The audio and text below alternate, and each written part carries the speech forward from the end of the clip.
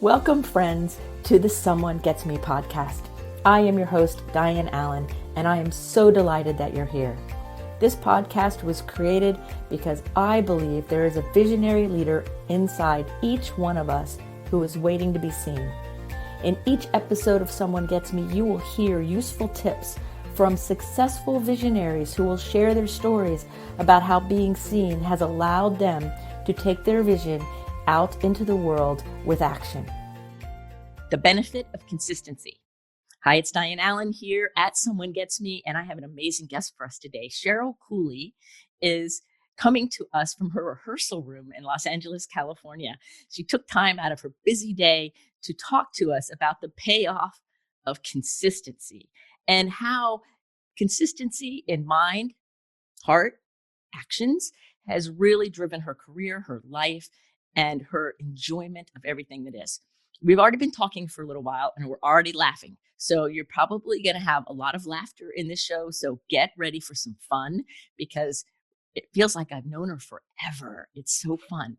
So Cheryl, welcome to the Someone Gets Me podcast for this amazing adventure we're going to have talking about consistency. Thank you for coming. Yo, you're welcome and thank you. This is going to be quite I'm going to say an e-ticket ride for those people that are over 40. They know what that means. An e-ticket ride at Disney, of course. You only got one or two of them in the books and you had to save them for just the right thing. So here we go. You are a guitar player and a musician. Yes. And you're a woman who broke some of the rules there in the beginning of your career and did some things that a lot of people were maybe a little bit surprised at. So what I'm wondering is, was there a time, even when you were younger and things, where you kind of looked at the world and go, they don't get me, like almost like people didn't understand your vision or who you are, or that you felt misunderstood? Did that ever happen? You know, I can't really explain it like that or describe it like that. Mm-hmm. This is how I describe it. I was too stupid to know I wasn't supposed to make it or play guitar or just do the things that I did in my life to get here. I laugh at myself because I look at things that were outlined for me as a woman, and I realized I forgot to read the rule book. I call it being spiritually naive. Like I have the similar thing. Like I didn't know I wasn't supposed to be doing that. So nobody told me I couldn't. So I did. And then I look back and go, oh, like I was one of the first women to ever race sailboats ever. And it's like, oh, I wasn't supposed to. Huh. Oh, well, I did. Right. Yeah. I mean, I had college teachers, professors, I guess you can call them. And, they were kind of subliminally trying to make me mess up or fail. And I was just too airheaded to know that they were trying to stumble me up. So I kept passing the tests. I kept passing the grades. No matter what they did, it's like, she did it again. So when you're an outlier like that, and the other people who think they can corral you are unsuccessful, and you have to learn at some point how to have some kind of discipline, following your vision, right? Yeah.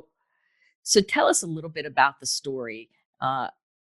You obviously are very successful and you know how to play guitar really well. So when did you start? How did you get introduced to a guitar? And did you like it in the beginning? Like, was it like beautiful and wonderful, or was it one of those things you grew into? Like, what was that about? Like, give us the juice. Like, what was really going on? Well, it's interesting. My parents always gave me a toy guitar every Christmas. I saw a picture when I was 4 years old and there's a toy guitar under the tree, So for some reason, there was always a toy guitar around me.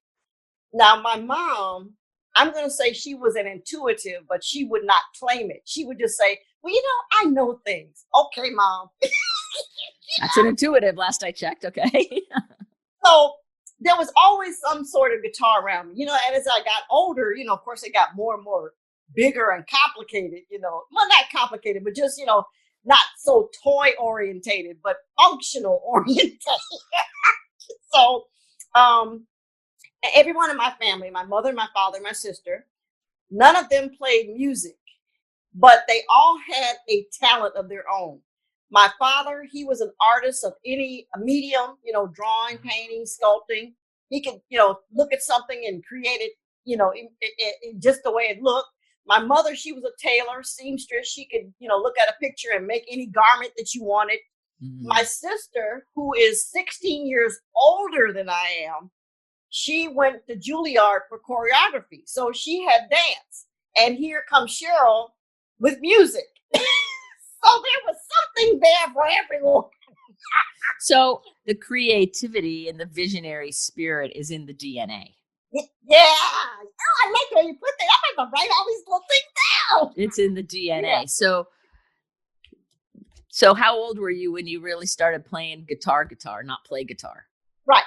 Okay. So my sister, who's 16 years older than I am, she was married to a jazz musician by the name of Hubert Laws. And, my sister used to travel with him, and he was on tour with Mango San Maria band. And they happened to be at my mom's house, my parents' house. And I had this toy guitar, of course.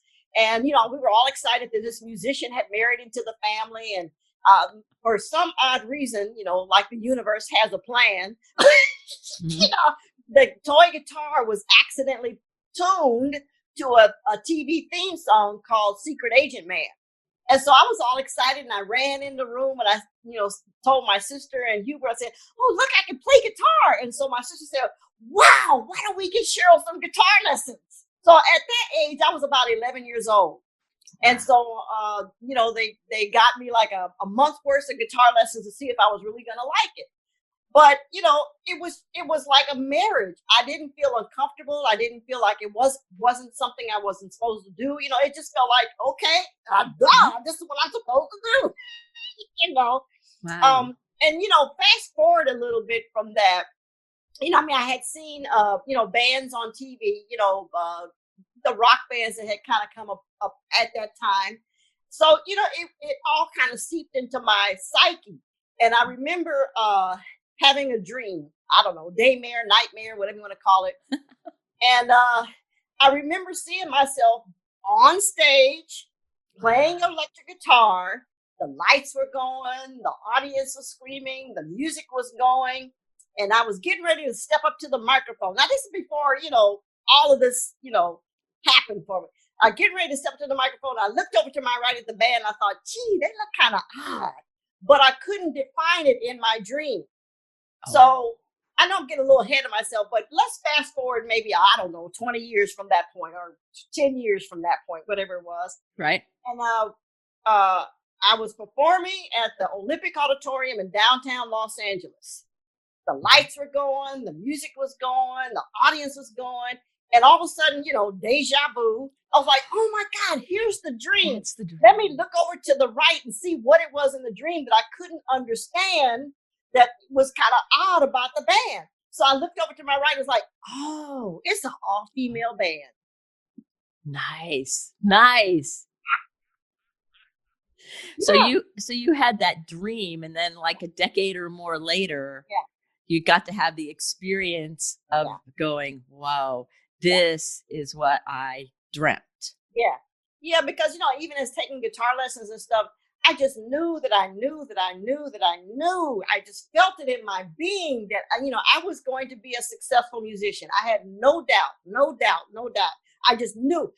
Every day of my life, I just kept waiting for them to come along and give me the recording contract. It's like, whoa, they're taking a long time. Yeah. That's right. There's a lot of time between when we know what we're doing and when it shows up a lot of times. It's like, okay, all right then.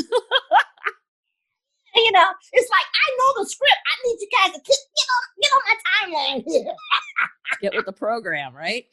Wow. So did you ever do any other kind of work or job or vocation or whatever? Or did you just always just play guitar from the time you were 11 and then went professional? Or was there other things going on?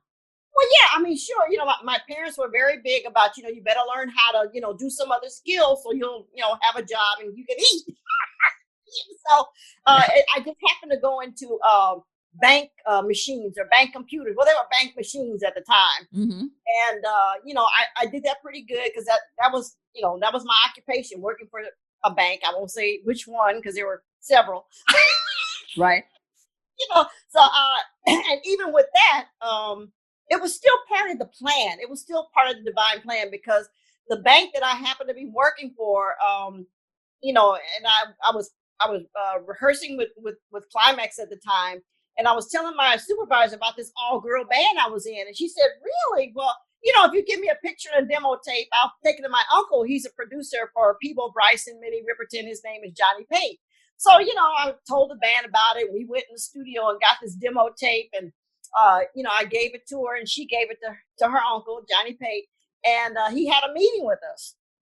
And, so even though, working at the bank gave me the opportunity to pass on to the music. So it was still part of all the plan, all the part of the divine plan. So let me just say, when he listened to the tape, he didn't like it. He didn't. Right. But when one door closes, that does not mean another door won't open. Sure. So he happened to be having lunch with the vice president of Solar Records, Margaret Nash. Mm-hmm. And he said, I got this tape for this all-girl band. I don't think they sound too good. Man, maybe you can do something with them. She said, all-girl band, let me see. So she listened to the tape and she loved it. And then she came to our rehearsal and the rest is history. I know there's a whole lot of other parts to that, but my point is you just never know. You can't give up. You just got to keep going because you can have 1,000 no's and you got one yes, and that's all you need. And that's right. It keeps the door open and we have to keep moving forward. So how, in those early days, and maybe it's still the case today, how much practice time do you put in a week? Not as much as I should. When I was younger, I probably did, 4 or 5, days a week, many, many hours when I really had the time to do it. As a kid growing up, like I said, my sister was much older than I was, so the guitar was my only playmate. So I practiced a lot when I was younger. As I've gotten older, it's kind of the essentials. Right. Well, I'm thinking about when you think about being consistent in something, and a lot of times I hear especially with the musicians, and I work with a lot of musicians who have been recorded and they're doing quite well. And I also hear it with the athletes I work with. And that is a lot of misunderstanding from the average person about what it takes behind the scenes with consistent focus and effort and work to produce what a 4-minute song or a 3-minute song. And that's why I asked you how much practice you've done, because I think there's perspective and the average person doesn't get, okay, well, she plays guitar and she's really good and that's really nice and she's in a rock band. Oh, big deal. Well, wait a second. It's really hard work. And then you add travel and being on the road, and then that ups the ante, at least in my world. So that's why I'm asking the question. Can you give people an idea of the behind the scenes amount of effort that it takes to have this as your career? Teachers grade homework, everybody has a thing they're doing behind the scene, but I don't think people really get that. Yes. Okay. So you really naturally it's in your DNA to play the guitar. You always knew it, but you still have to work. You still have to be consistent. Yeah. So talk about that a little bit, if you will. That there's so much planning involved before we get up on that stage and do that 1-hour show. I mean, sometimes it's a consistent 30-day plan, and when I say plan, I mean, once the contracts and everything are signed, then, it's all the little technical things, the hotel, the travel, all of that. But even before that, rehearsing consistently is very important. I mean, we have a once a week consistent rehearsal. Before the pandemic happened, we always rehearsed at least once a week. So you think about once a week, 52 weeks out of the year, there's a constant energy going, constant rehearsal energy going. Mm-hmm. We rehearse probably from 8 to 11 at night. Because some people have jobs that they do need to go to. Some people don't. So, I mean, we have a consistent rehearsal schedule.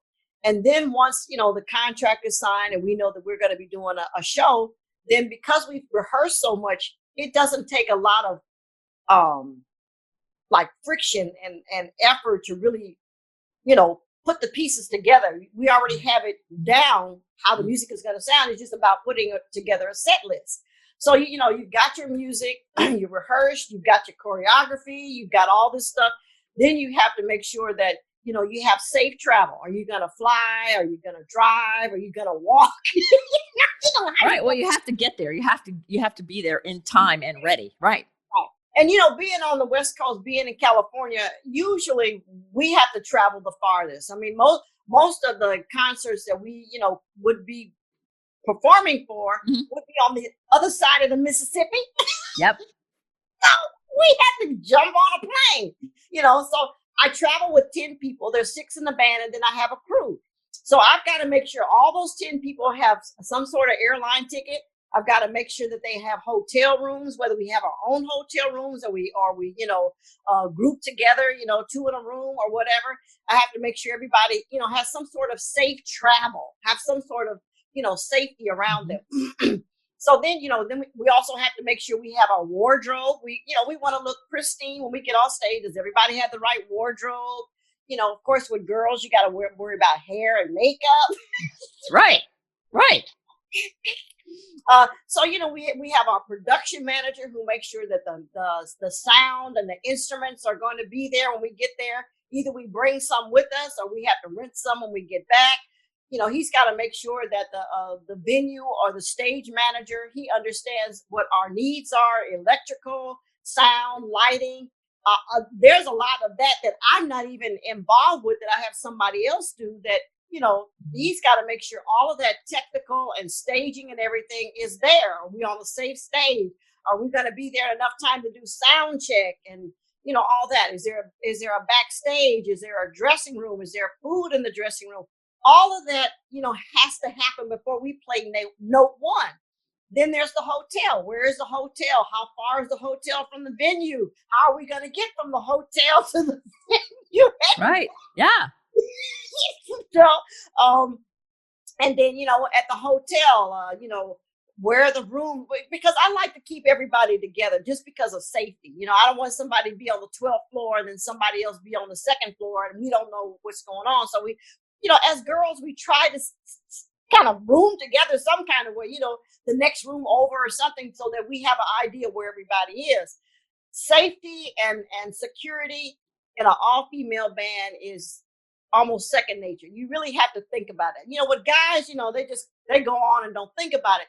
But, as women, we really have to that's kind of got to be a second thing. Like, where is so-and-so? We got to check in, good thing we have cell phones so we can, where are you? That kind of thing. Right. So that's another factor we have to play. So we're at the hotel. Do we have enough time? When we get to the hotel, when do we get to the hotel? How much time do we have at the hotel before we have to be at the venue for sound check? And then is there enough time between sound check and the time we have to be on stage? Do we get to go back to the hotel or do we have to stay at the venue? Then you have to have your stage attire, whatever extra makeup or you have to have there. You've got to, either dress at the hotel or dress at the venue. It is so much machinery going on before we get ready to, the announcer say, and here we go, Klymaxx.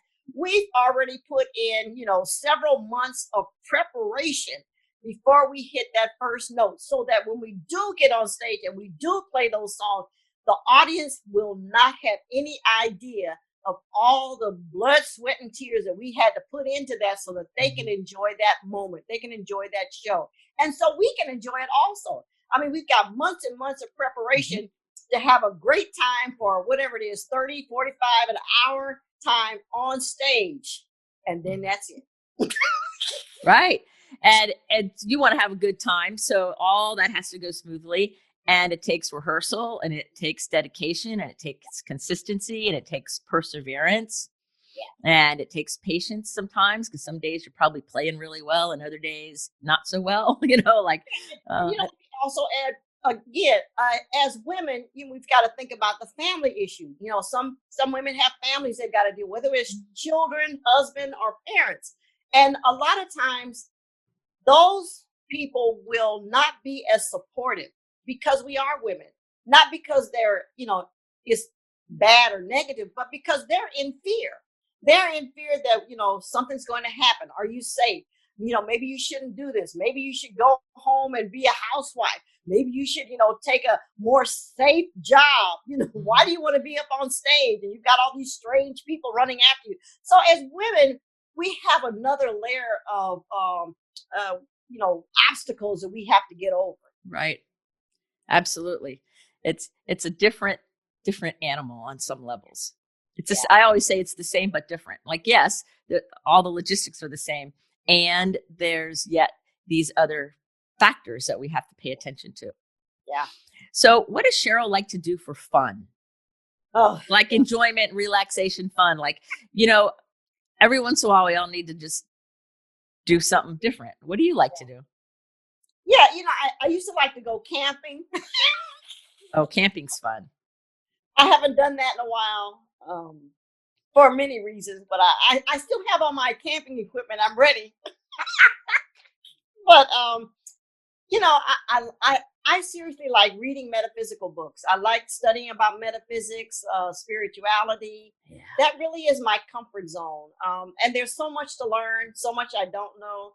I used to pick up a book all the time. Now it's about reading all the stuff on the phone, but being able to pick up a book, and I'm one of those, I can't read a book and not highlight. I'm highlighting and writing all over the book. That's just me, I'm trying to think. I've got a couple of books kind of open at the right now. I'm trying to think of one I can even say a title of, but I definitely have read like the seven spiritual laws or seven laws of, yeah. Seven spiritual laws of success. Yeah. Yes. Books like that. That's why I really enjoy reading, when I can really sit down and take time with it. But it's about being disciplined and just making myself sit down and do it. Right. I love the study of metaphysics, and I love reading the different books, especially like from the Fillmores and H.M.L.E. Katie and the pioneers of it, because the women led that movement in the beginning in this country. Yeah. And it was started as a healing movement, the metaphysics in this country. And when you think about it, it's like there's a lot of power in that level of understanding. Right. So what else do you do for fun? Anything else? You read and you play guitar. Okay. So what else do you do for fun? Well, I love to know, like, what's the cool stuff? What do you do? Like, what do you like to do? I like doing like little minor repairs at home. Actually, there was a moment in time when the group didn't have a recording contract. And so I became an electrician. You became an electrician. Wow. Yeah. And again, it was part of the path because, learning how to be an electrician, when the knock on the door came to do the music touring again, I was able to build my own rehearsal room. Right. Well, and I'm sitting here thinking electrician and being able to use your fingers to get wire to move has a lot of the same dexterity playing a guitar does. Yeah. Yeah. A lot of similar dexterity to it. So, and you are clearly highly intelligent, so you can understand it. And then it kind of goes, it makes sense to me. That's really exciting though. Yeah. And I own my own house. So, I'm doing minor repairs here and there, or upgrading here and there. So, nowadays I won't do the big stuff like getting on the 12-foot ladders like I used to. Right. I guess somebody else to do that. But I can tell them what I want them to do. Right. You have the vision. Go and tell them, look, I got a single phase electrical panel. It's only two phases, A and B, and I need this phase to do this side and this phase. And everything. Be like, well, how do you know all of that? Say, because there's more to me than it looks like. Right. Right. Oh, that's amazing. So what in all your travels and all of your adventures, what would you say is the most memorable food you've ever eaten? Oh gosh. Okay. Now it could be a rumor, but this is what happened. Okay.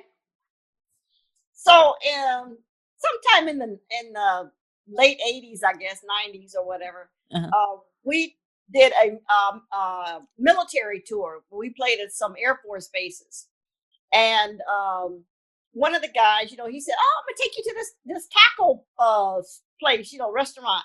They have really good tacos there." We're like, "Oh, okay, we're in the Philippines somewhere. I'm not really sure what city."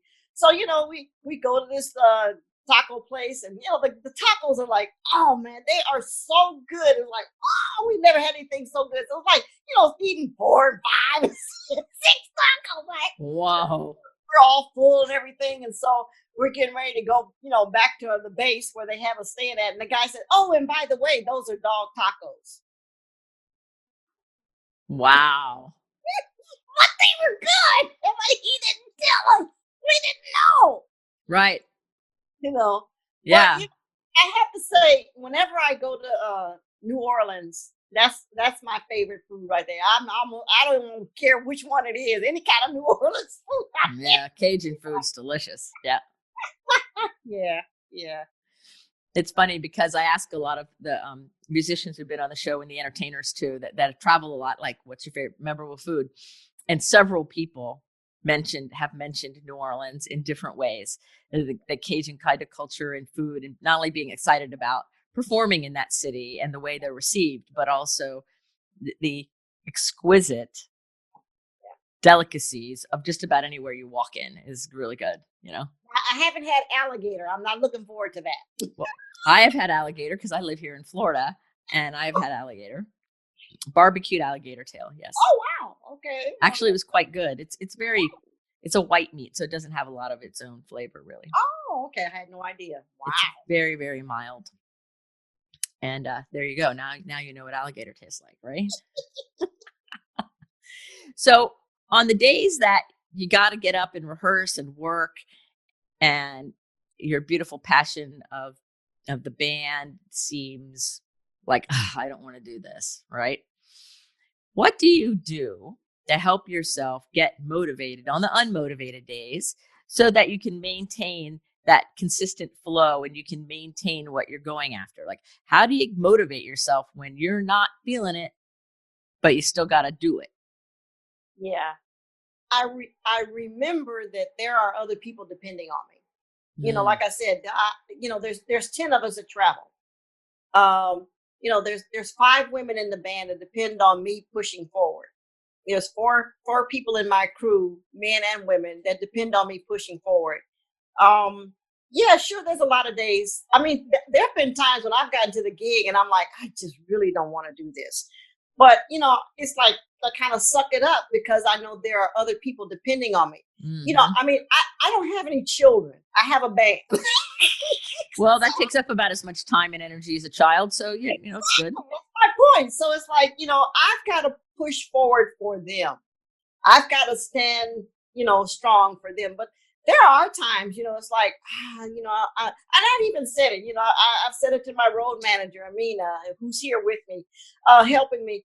I've told her, I don't think I want to do this anymore. It's, several times I've said that. And then it's like, the next morning I wake up and I just keep moving forward.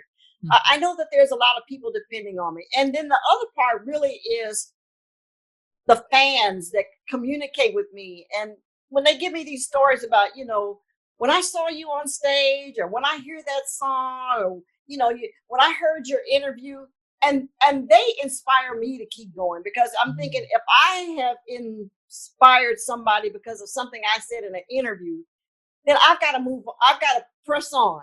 There's something I'm saying and offering to the universe, to the world, to humans, Right. That I've got to keep going. I mean, even in the band, we've made jokes about, being 90 years old, still talking about the men all pause. Right. And that's what happens, and so be it. I mean, this is it for me. I mean, music is me. Music is life. Music is my inhale and exhale. Sure, there's a lot of days I don't want to, but I think of the people, my in-house and out-house people. Right. Depend on Cheryl Cooley to do something. Right. Now what's she up to? right? Right. Well, it's true, because our human self sometimes doesn't want to do it, but when it's our calling, Yeah. that seems to override it anyway. Like I may not want to, and I might be stamping my princess foot and trying really hard not to. But when we listen to our heart and we listen to our calling and your DNA, then it's the natural out picturing, Yeah. even if we don't want to. So that's kind of where it's like, suck it up and do it, because Yeah. that's the way it is. And I think that's an important lesson for a lot of people who kind of have that mentality of, I'll try it once or twice and I'll put it down. And if I get frustrated once, I'll never do it again. And they don't have that stick to itiveness and that determination to keep going, no matter what. So has there ever been a really rocky time in your career where you thought, I don't know how I'm going to get through this? And if so, how did you get through it? Well, I sum up that I've been from being in the Mercedes-Benz dealership about to sign the paperwork to being in the food stamp line trying to eat. I've been from one extreme to the other. Mm-hmm. And it's a life path.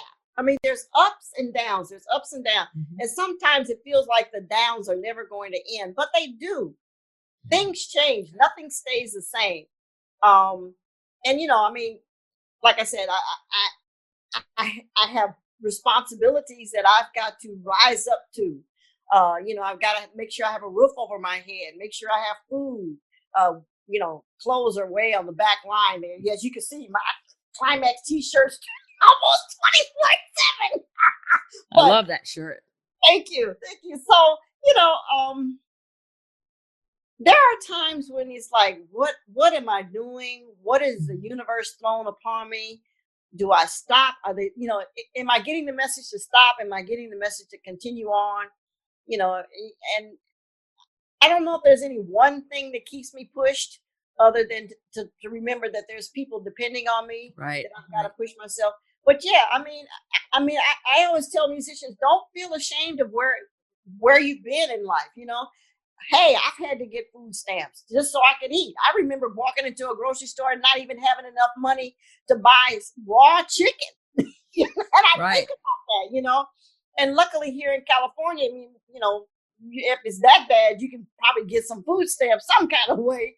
But, and I've also been to a point where, trying to decide what kind of new car I want to get, or what upgrades am I going to do on my house, or, right.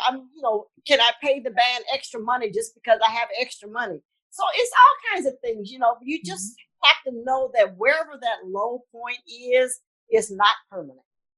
All right. We don't have to get stuck there unless somebody chooses to stay stuck there, but we don't have to be stuck there. Right. I think that's really important, because I think we don't always feel like it, but our feelings aren't all there is. Yeah. And I also have to say, my mother, Bessie Cooley, she's always around me, and she's not going to be happy if I give up. Yes. Right. And, and like, there's something to it when people know that's just what you're supposed to be doing. So that's what you're supposed to be doing. So how have you adjusted during all of this weird COVID time? I mean, and they closed all the concerts, and I work with several musicians, and, they've done a couple online things and lives and did some playing in empty theaters, and we all bought tickets and all of that. So how have you adjusted to this? Because I don't know about you. We're about to hear that, but I am like beside myself, because live performance on every level, theater and music, is my mainstay. And it's like, whoa, it's like somebody just pulled out part of my lifeline and I had to sort out another way. So how have you adjusted to all of this? It's also weird. Yeah, it is weird. Like I said, we were used to rehearsing once a week, and that was an adjustment. Again, my road manager, Amina, she's pushed me to continue to even get on Facebook Live on regular rehearsal nights and just do it by myself if I have to, which I do, and the fans do like it or whatever. We were scheduled to do a show like, I don't know, March 21st or something, and everything closed down in California like March 14th. So we hadn't done a show at all in 2020 until September, I don't know, 19th or something, when we actually did an outside concert in Las Vegas. Because from Los Angeles to Las Vegas, we can drive there. We don't have to take a plane or anything. So that we've only done one show this year. And luckily we were able to do that. And even with that, it was weird not having an audience. It was on, it was a pay-per-view. So it was weird, doing this show and there's no audience reaction. There's no clapping and there's nobody giving you any feedback or any of that. That had to be really almost kind of creepy, right? Yeah, because I remember specifically going from, I can't remember the exact song, but going from the song we had finished, getting ready to go into the song "I Miss You," because I started, and it was like, do I start now? When do I start now? Right here, because there was no crowd reaction to know exactly when to hit the downbeat. Right. I remember that moment specifically, like, when do I start? Right, because everybody's watching you virtually and you don't even know who's there or how many people or what they're thinking or how it even sounds, because it all depends on our computer system. Yeah. And the delays or whatever. Sure. But it was an experience. I mean, I'm glad we were able to do it, and I'm glad that some people that may not have been in a position to go see us at a concert physically were able to see us virtually, for the first time. And I think that's one of the things that is really, I don't want to say great, but good, about virtual concerts, is that there are people that can finally see us that we may not have been able to get to that location. And I mean, I know you probably haven't, you may ask later, but even now, I mean, we have a virtual concert that's going on 24/7 on Stimuli TV. And, people can just pay their $9.95 to actually see an entire Klymaxx concert right now. So we've got that going on. Oh, that's wonderful. So I'm going to make sure that you give me that link so I can put it in the show notes and let everybody know about it, because so many of us are missing live music. And you make a really good point about there is kind of like a secondary gain or a little payoff to all this COVID restriction stuff, because I have been able to see people live, even though it's virtually, that I wouldn't be able to get to the city they're in. Yeah. Unless I was traveling, and spending way more money and time and effort than I would for one show. Right. And I've been able to support some of my musicians who are all in California and I'm in Florida by being in some of their virtual things. And, usually I'm texting them beforehand. I'm really here. Imagine me in the front row with my goofy head, or whatever, so that they had something funny to think about. Because one of the things they said to me is what you said. It's just like, without the audience there, it felt kind of weird, and overly silent. Yeah. And again, I mean, I'm going to send you the link, but all the links and information are on our website, Klymaxx.com. Klymaxx.com, but the link there for the concert is right there. And it's kind of what it is that it is supporting the American Cancer Society. So every time somebody pays a ticket, there's a portion of it that goes to the American Cancer Society. And since this is breast cancer awareness month, they're going to play the concert all month. So, we're really excited that there are people that can go to that link, on our website and see the concert any time of day that they want. You want to see it at 2:00 in the morning, go for it. Right. Well, and that's a really good service. And that's, thinking about helping people keep live music alive. Yeah. And performers alive. And that's one of the reasons why I asked about what goes in behind everything, because so many people don't realize that there are the managers and the lighting people and the sound people and all of the players that depend on the venue of live music. Yeah. That's their livelihood. Yeah. And they're good at it. Most of them that I've met are really good at it. And it's a skill set that's, that's important. Yeah. Oh, so that's really wonderful. I definitely want to put that link in the show notes for you. Now I have another couple other questions. They might seem a little random, but you're game, right? Sure. Yeah. So has there ever been a time when you're playing, when you're doing a show, that you like notice somebody in the crowd that if you weren't playing the show, you would go, I got to know that person. Like I can feel them or look at their face or something about them. You're like, oh, I feel connected to that person. Does that ever Sure. happen? Yeah, that happens a lot of times. It's really unfortunate that you've got this distance between you. You've got the short time span. You kind of connect, with your eyes, or there may be some energy going on between you. You're playing the song and they're kind of dancing along with you. That has really happened several times. And I, you bring it up and it's like, oh, I never thought about that, but it does happen often. And now that you bring it up, I'm going to pay more attention to it. Yeah. Yeah. Yeah. Sometimes I think that energy exchange, Yeah. like because they're dancing in a certain way or they respond when they know, oh, that's the song. They know the first note. They know right where you're going. Yeah. And that connection, Yeah. and I always say that the connection's the correction, that if we really want to have a better life and a better world, then authentic connection is the correction. It's what heals pain and grief and distance, and here you are, a woman in the music industry when there weren't that many women who were playing guitar in an all-women band. That's for sure when you started. And still, it's not the majority. And so there's a lot to it in that way. And it requires that kind of focus on the vision. Like, this is who I am. This is what I do. This is the way it is. And so therefore, this is my only choice. Like, my yes means yes, my no means no. And this is what I'm doing. Yeah. And I think it's a big point to bring across to everybody. And that's why I wanted to talk about consistency today, because there's a payoff in it. Oh my God. Yes, there is. There really is. And you have to get past the naysayers, because people are going to try to get you off your game. But if you just stay consistent, it will be such a big payoff in the end. I mean, just thinking that I've been doing this for over 30 years because there's a certain consistency. Yeah, there may have been a pause, but then when that pause button was released, the still same, the consistency, the moving forward, not listening to the background noise and all the negativity, or if there's negativity, but just staying, I don't even want to use the word focus, but just staying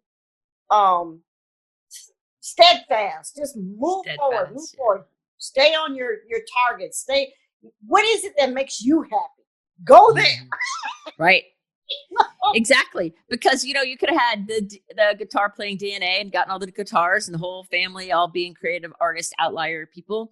And you could have woken up one day and go, I'm surrounded by a bunch of kind of weird people. So I'm just going to go, work in some factory job and then secretly be miserable. Or you could have had parents who didn't understand it and say, well, you're a girl and you should go do this because you need this, blah, blah, blah, whatever all the story would be. Yeah. And you could have believed some things that weren't true and either had to climb out of it, or still to this day be secretly miserable because you didn't follow your heart. Yes. All of that I agree with. Yes. Yeah. And some parts of it I have lived. I mean, I've worked in a bank, and thought about, God, I really want to be on stage. I really want to play guitar, but knowing that I have to stay there for a paycheck. And there is a level, of being miserable. I don't know if it's even so much being miserable, but it's like you're unfulfilled. There's something. Yes. The blanks are not filled in. And it's like, I need to fill in the blanks. Right. It's like there's that something missing, but I think that's where that yearning is, and that being willing to follow the vision and stay persistent with it and continue to follow it, even when it doesn't look like it's happening, even when you're in a bank, or even when there's no recording contract, or even when everything it looks weird. And then COVID happens and I can't play any more concerts. And that's what I do for a living. Like all those things, Sure. that the universe kind of happens to us. I mean, you didn't go create that. So it's so important to realize that there are those ups and downs. And that's where that consistent focus on this is who I am and this is what I'm meant to do pays off. Yeah. And you have to learn from the downs, just like I said, becoming an electrician, you would have thought that was just no way part of the path. but it was something I had to learn to get back on the path. Even though you may feel like something is not happening, something is always happening. Yes. Yes. That's true. Did you hear that, everybody? Even though it doesn't look like something's not happening, something is happening. And that's true. It's true. Yeah. Very true. So before we wrap up the show, I have one last question. But before I ask that question, I would like to know if there was anything on your heart that you really wanted to share with everybody that I didn't ask about or we didn't talk about, something that's coming up that you're like, I really need or want to say this. Well, I always like to say whatever your passion is, whatever artistic energy makes you really feel energized, even if it's painting rocks, planting plants, whatever it is, making clothes, I don't know, throwing up glitter in the air. Make time and room in your life for that, because it is so rewarding. Even if you play guitar for an hour a day, that's all you can do. Make time for that. Do that. That energy is so important to the purposefulness in your life. Yes. If that makes you feel you, the good you, the energized you, the positive you, do it for an hour, do it for a day, do it for a year, do it for a lifetime. Whatever it is, you just got to do it. And for all those musicians out there that seemingly struggle, there is not a struggle. It's just a life path and purpose. And for the younger artists out there, my one thing that I learned the hard way: put money aside, save money. I put it in somewhere you can't touch it. Because when you get older, you're gonna need it. That's really good advice, though. Pay attention, be a good steward of the resources that come. Don't blow it thinking that it's an endless pipeline, because it's not always endless. Yes. Mm-hmm. And we never know what the economy atmosphere is going to be 10, 20, 30 years from now. Right. So you just put something aside. I don't know, buy an IRA when you're 21 and forget you have it. Whatever you got. Right. Whatever you have to do. That's really good advice, because it's true. Yeah. It's very true. And you remind me of something when you're talking about playing the guitar, whatever it is, do it, is I always think about the fact that we cannot use up our creativity, that when we open the door to it, more always keeps coming. There's always more where that came from. There's always something amazing where that came from. And so it defies the laws of I'm going to use it up, because we can't use it up. No. And that's what I was thinking when you were sharing that. That's beautiful. So your last question, and this is a very important one, because I think it really is a way, because you've said so many important things. Thank you so much. Is that if there was going to be a billboard that we were going to put up and the whole world could see the billboard and have Cheryl Cooley at the bottom, what would the quote be? Oh, gosh. Live life to the fullest. Live it to your best. I love that. Live life to the fullest. Live it to your best. Yeah. I love it. Well, everybody, you have been listening to Cheryl Cooley from Klymaxx, the band. And it's an amazing band. You got to listen to their music. If you don't already know them, you will, and you will love them. So Cheryl, thank you so much for being on the show and talking with me about consistency and your music and your life and getting to laugh together with you. It's so much fun to laugh with somebody who truly is living their passion and living their joy. So thank you so much for your time. Oh, you're welcome. You're welcome. And thank you. So remember, everybody, check the show notes for how to find and follow Cheryl, and go see a concert whenever we can go to them again. So remember, everybody, put your face to the sun so the shadows fall behind you, because you're a rock star and you're here on purpose with a purpose. So go out there and live your purpose. And until the next episode of Someone Gets Me, be well. Thank you for listening. I trust you gained some valuable inspiration and information. Please join me and other visionaries in the Someone Gets Me Facebook group. Or for more information on my services and additional episode, visit someonegetsme.com. Again, thanks for listening.